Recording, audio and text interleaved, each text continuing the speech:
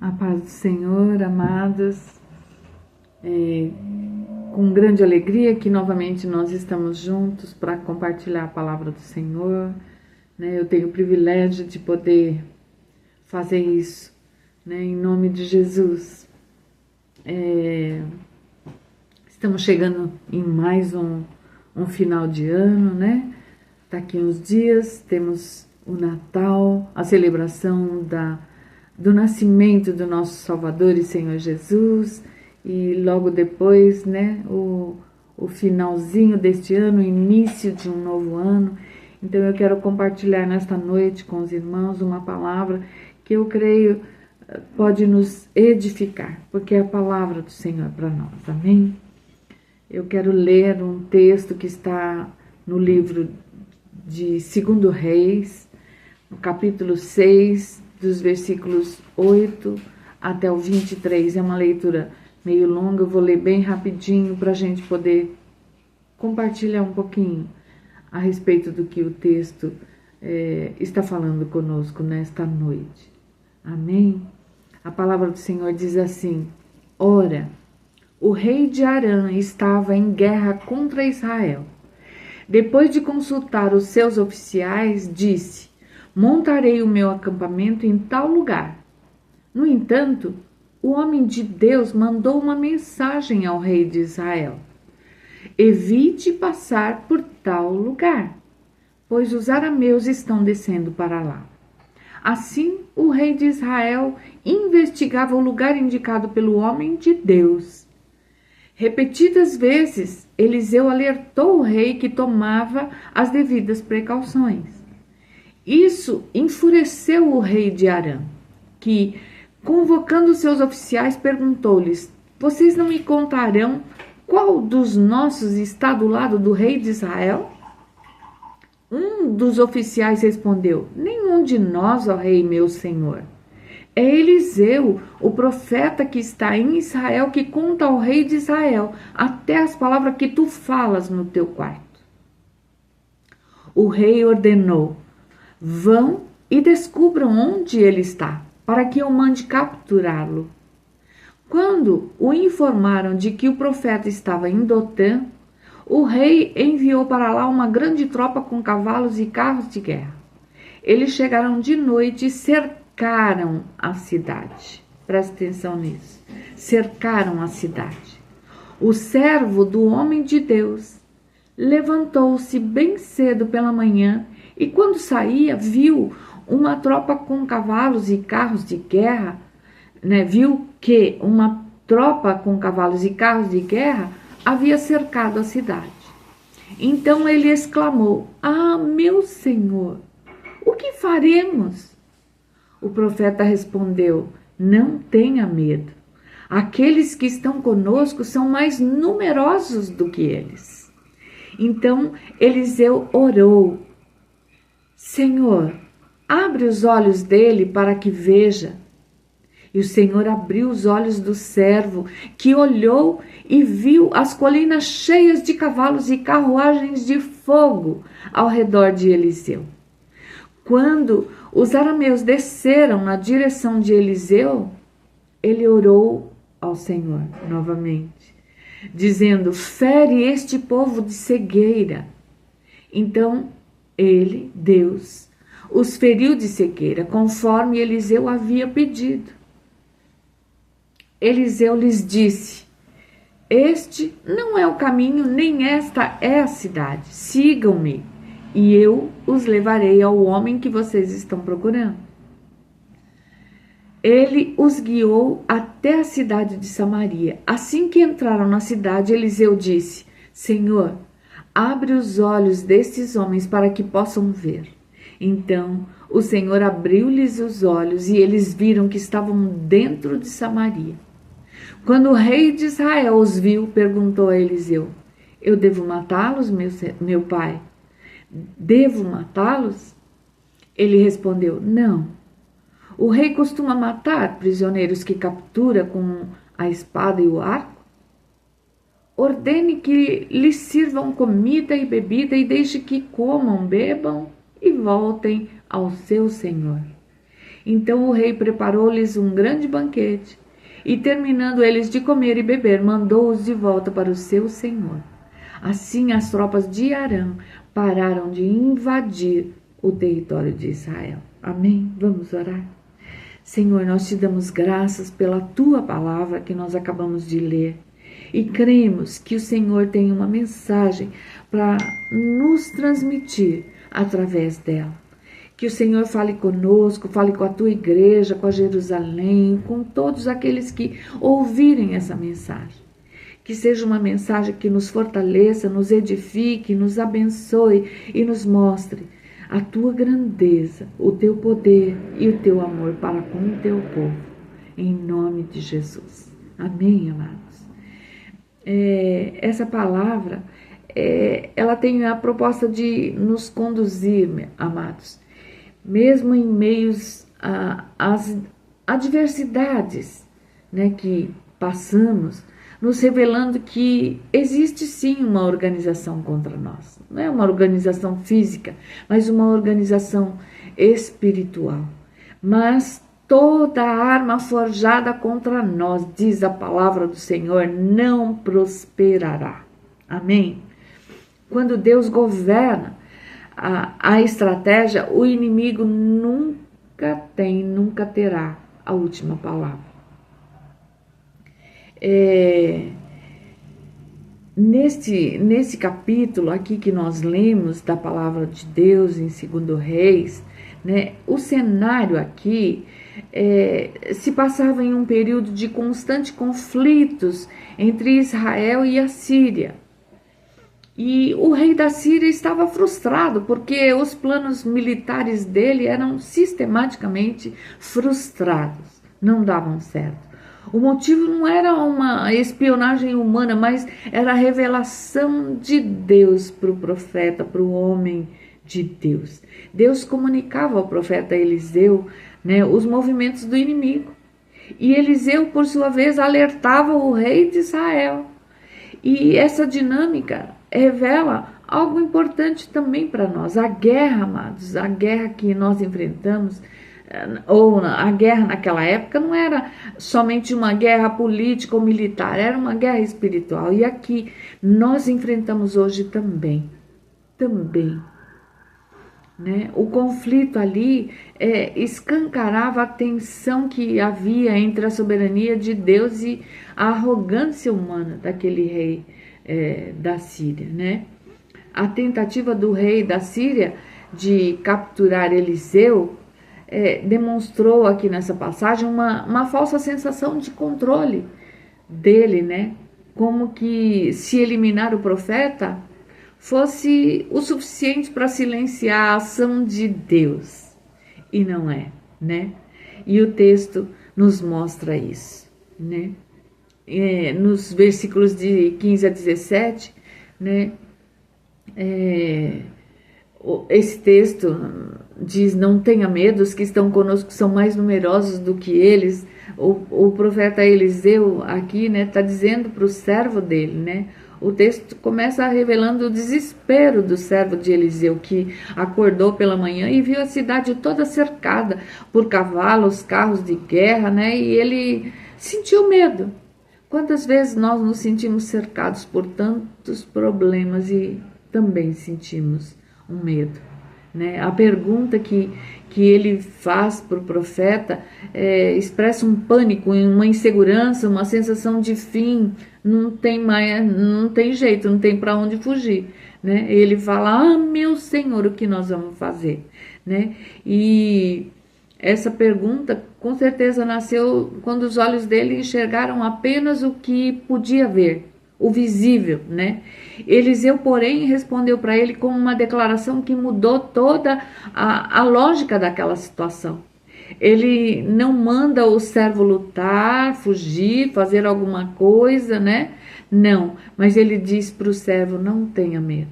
E o que o Senhor nos diz nessas situações que enfrentamos é para nós não termos medo, né? O próximo ano está aí, né? 2026, que tem evidências de ser um ano difícil, mas o Senhor diz para nós nesta noite: não tenha medo. E a base dessa afirmação não está na ausência de inimigos, né, espirituais, de inimigos físicos, não. Mas está na presença de Deus conosco, né? E na sequência, Eliseu orou para que Deus abrisse os olhos do servo dele, né? Ali, naquele lugar, né? E quando isso aconteceu, o moço passou a enxergar, né? O servo de Eliseu passou a enxergar uma realidade que sempre esteve ali. Ele viu que o monte estava cheio de cavalos e carros de fogo ao redor de Eliseu. É o que a palavra diz, né? E aqui nós aprendemos que o primeiro passo de uma estratégia guiada por Deus para as nossas vidas é enxergar corretamente. Não enxergar as circunstâncias, os problemas, as evidências que nós estamos vendo, mas enxergar que a presença de Deus conosco é maior do que qualquer exército inimigo, do que qualquer problema que nós estejamos enfrentando. Por isso eu quero dizer, né, para a amada igreja que o ano de 2026 eu profetizo que o Senhor ajuste a nossa visão para uma visão correta, né? Nós não somos um povo cercado pelo inimigo, nós somos um povo guardado por Deus, cercado pela presença dele, pelos anjos dele, aos quais ele dá ordens ao nosso respeito. Né? Estamos guardados por ele, pela presença dele, né?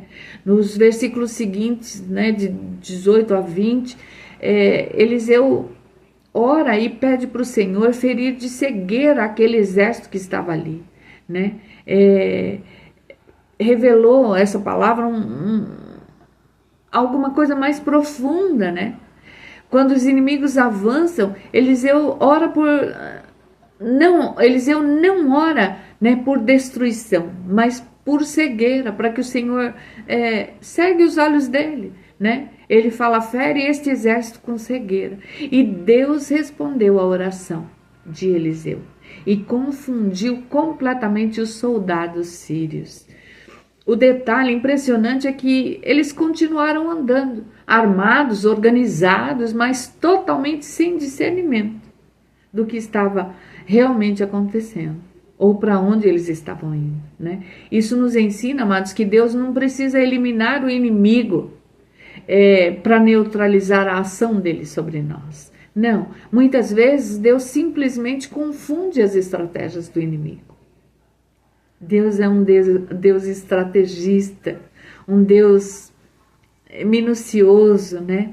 O inimigo pode até se mover, mas ele não vai enxergar o caminho, ele não vai nos enxergar, ele não vai entender o que está acontecendo e ele vai acabar sendo conduzido exatamente para onde Deus quer que ele se dirija.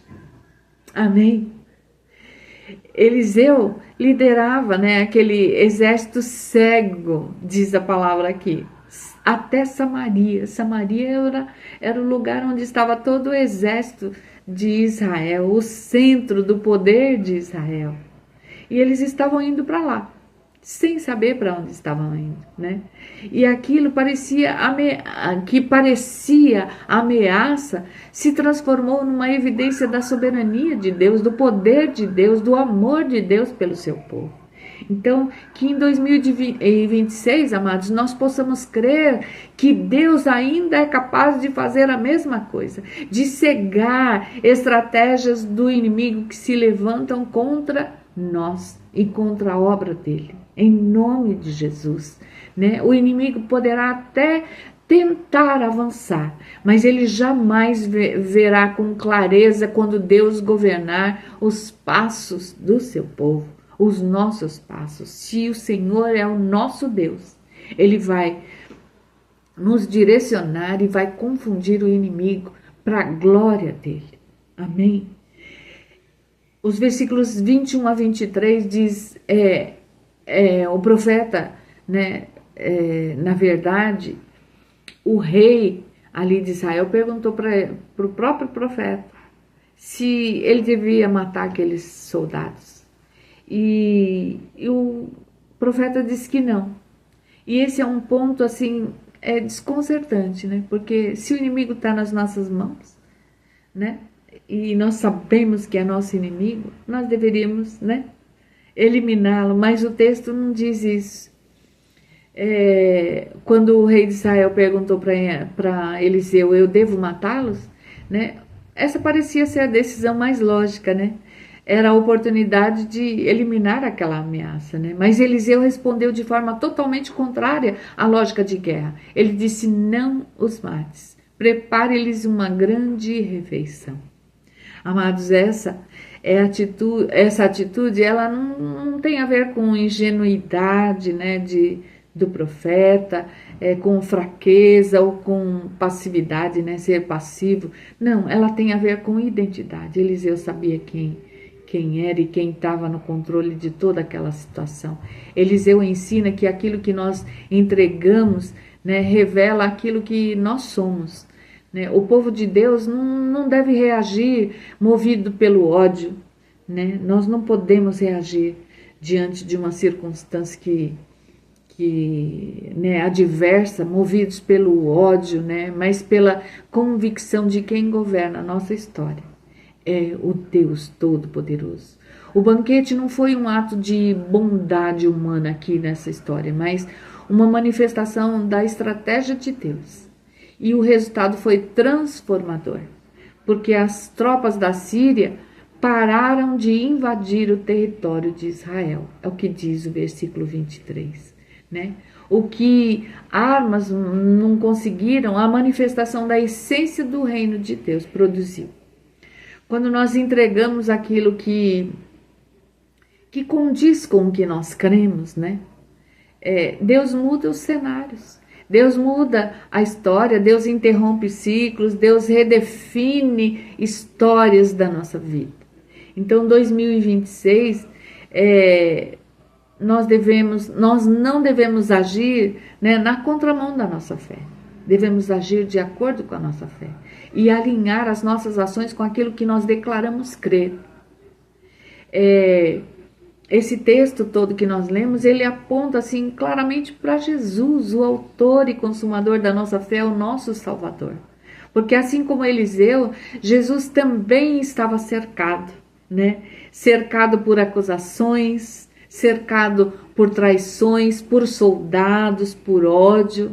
Então, assim, aos olhos humanos, né, Jesus parecia vencido, né, morto, vencido. Mas lá na cruz, lá naquela cruz, ele revelou a maior estratégia de Deus para com toda a humanidade. Em vez de responder com violência, ele respondeu com entrega. Ele se entregou. Ao invés de destruir os seus inimigos, né, porque ele também era Deus. Era 100% homem e 100% Deus, né? Ao invés de destruir, ele ofereceu perdão. Ao invés de agir conforme a lógica humana, Jesus manifestou a essência do reino de Deus. A cruz é o maior banquete, amados, o maior banquete oferecido aos inimigos de Deus. A Satanás e aos seus demônios, ao mundo espiritual maligno, né? Ali nós estávamos cegos, nós éramos cegos, perdidos e inimigos, mas fomos alcançados pela graça de Deus. E a ressurreição de Jesus provou que a estratégia de Deus sempre vence. Jesus venceu o mundo. Morreu, se entregou, mas ressuscitou. Ressuscitou para nos dar vida e vida em abundância. Então que 2026, né, nós possamos, à sombra da cruz vazia e do túmulo aberto, ter a convicção de que nós não estamos sozinhos, de que o Senhor está conosco, de que o inimigo não vai enxergar tudo, de que o Senhor vai confundi-lo, vai cegá-lo, e aquilo que nós entregarmos, né, ao Senhor vai revelar quem governa a nossa vida. Se confiarmos no Senhor, é Ele quem governa, é Ele quem dirige, é Ele que dá as estratégias que nós precisamos para vencer o inimigo. Essas estratégias não são estratégias de ódio, mas de amor, de perdão, de misericórdia, né? E se nós desejamos viver um novo ano, um novo tempo, né? Passar esse Natal relembrando o nascimento do nosso Salvador e Senhor Jesus e viver um novo ano abençoado, o primeiro passo que nós devemos dar é nos rendermos a Jesus, confiarmos nele, entregarmos nossa vida a ele de todo o nosso coração, e perdoarmos, né? Sermos convictos de que fomos perdoados, nos arrependermos das coisas que temos feito, que sabemos que desagrada o Senhor, e absorver de uma forma completa a salvação que já ganhamos como o maior presente de Natal das nossas vidas. Deus ainda, o nosso Deus ainda abre os nossos olhos espirituais. Deus ainda confunde os nossos inimigos. Deus ainda transforma nossas histórias por meio da graça dele revelada em Cristo Jesus. Então que Jesus, né, nesse Natal seja lembrado como aquele estrategista, né, de Deus, aquele que nos deu vida e vida em abundância, e que nós possamos celebrar esse nascimento do nosso Salvador e Senhor com toda a gratidão do nosso coração e dizer ao Senhor: pode vir 2026, porque eu não terei medo, porque eu sei que o Senhor está conosco, que o teu exército celestial está ao nosso redor, que o Senhor está nos guardando, porque o Senhor é o nosso Deus, o nosso Senhor, o nosso tudo, tudo que nós precisamos. Deus abençoe, amados, em nome de Jesus, um Feliz Natal, um ano novo cheio de bênçãos e da presença santa do Senhor. Que o grande amor do nosso Deus, a graça salvadora do nosso Senhor Jesus e a presença santa do Espírito Santo de Deus esteja conosco hoje, todos os dias de 2026 e todos os dias de nossas vidas, em nome de Jesus. Amém e amém.